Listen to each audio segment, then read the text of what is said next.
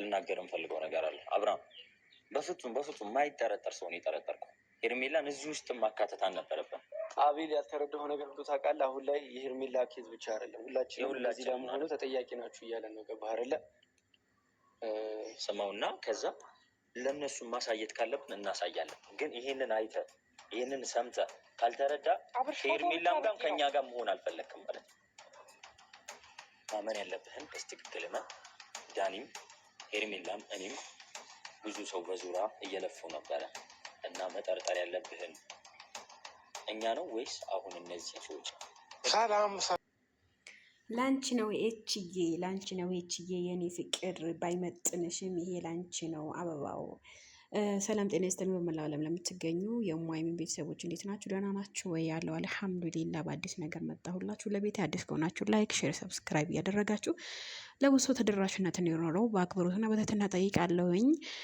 ሀሳብ አስተያየታችሁ ኮሜንት ስር እጠብቃለሁ። የገረመኝ ነገር እኔ የአቤላ ነገር ነው እና አቤላ አንዴ ወደ ሩታ አንዴ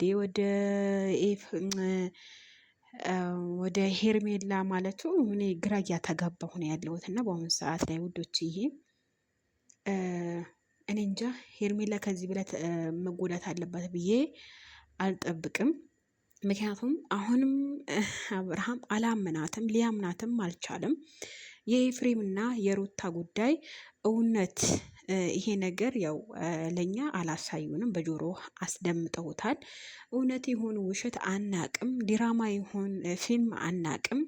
ነገር ግን የሩታም እንባ የሄርሜላም እንባ በዚህ ይቆም የምትሉ እህቶች እስኪ ላይክ ገጩ ማለት ነው። እኔ በጣም ነው እየገረመኝ ያለው። በቃ ይብቃክ አብርሃም ይብቃ። ግዴታ ሄርሜላ መጉዳት የለብህም፣ ግዴታ ሩታን መጉዳት የለብህም። ሀላስ ከህይወታቸው አውጥተህ የራስህን ኑሮ ለምን አትኖርም? እውነታው ልትቀበል የፈራኸው ሰው አለ። በነገራችን ላይ አሁን ኦልሬዲ ትናንትና እንደተባለና ዳኒን አቤላና ሄርሜላ የሚሉት ነገር በጣም አስደንጋጭ መረጃ ነው የሰጡክ። ነገር ግን አንተ ለሄርሜላ ልታምናት ወይም ደግሞ ያሳየችህ ነገር እውነት መሆኑ አላመንክም። ለምን ትጎዳታለህ? ከዚህ በላይ ለምንስ ታስለቅሳቸዋለህ? እውነቴ ነው የምላቸው። አሁን ሄርሜላ ትናንትና ለሱ ብላ ነበረ ይሄንን መረጃ ያወጣችው። ነገር ግን አላመናትም፣ አልተቀበላትም። ከዚህ ያኔ በቃ ከያዙት መረጃ በላይ ማምጥተው የሚሰጡህ መረጃ አለ ብዬ አልገምትም። በነገራችን ላይ እውነት ሄርሜላን ከጎንህ ለማራቅ ፈልገህ ነው እንጂ መሆን አለበት። ሄርሜላን ከጎን ማራቅ ፈልገሃል አንተ 100%። ለምን እውነትሽን ትጎዳታለህ? ለምን በቃ ሀላስ አምነ መቀበል ካለብህ አምነ ተቀበል። አለበለዚያ ደግሞ ሲጀመር ማለት ነው በነገራችን ላይ አብርሃም በጣም ፈርቷል።